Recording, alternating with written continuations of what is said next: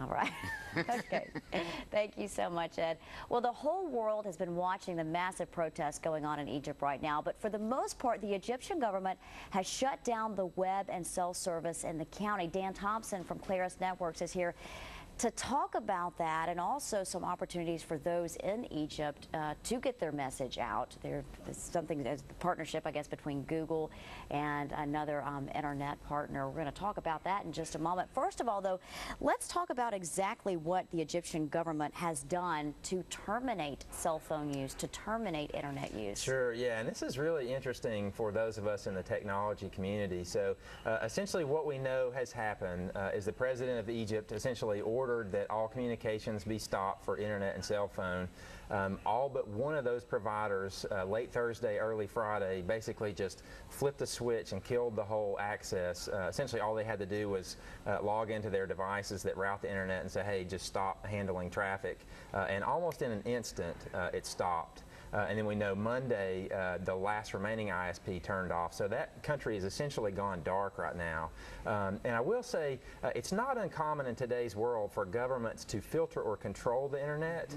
China, of course, is one of those countries that that participates in that. However, what's happening in Egypt is really unique for a country that size. We've seen in the past Myanmar and Nepal have both done this in years past. However, Egypt has 80 million people, and if I'm not mistaken, that's Africa's third most populous country. So this is a really big deal. I mean, we can imagine here in the States if someone just basically pulled the cord on all of our major communication devices. This goes beyond censorship. This is complete, no possibility to communicate with people, just shutting down those communication systems blackout, altogether.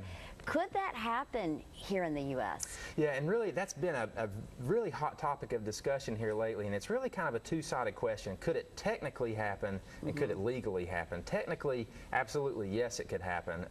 Essentially, Egypt's routing devices work just like ours do here in the U.S. The providers could do the exact same things and really just turn us off from the internet. The second part of that is, could it legally happen? And that has a bit of a question mark around it right now. Joe Lieberman in 2010 introduced a bill called the Protecting Cyberspace as a Digital Asset Act of 2010. It's a big mouthful. It's essentially now been affectionately called the Kill Switch Act. And that is because people say it's so vague in nature that it could potentially give the president the power to turn off our internet. Now that bill died in 2010 in December, however has since recently been reintroduced.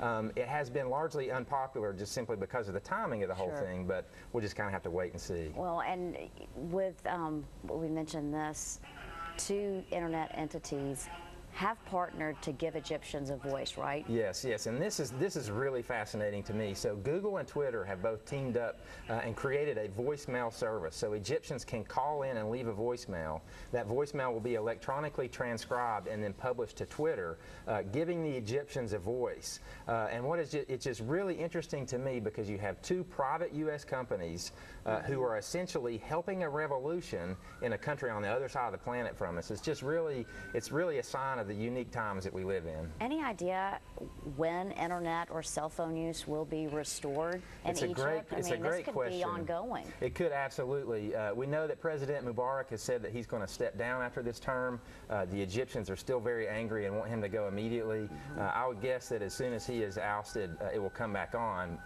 Who knows if it'll come right back on before then. All right. Thank you so much, Dan Thompson with Claris Networks. Appreciate you being here, and we will certainly continue to follow the situation. Stay with us. We're coming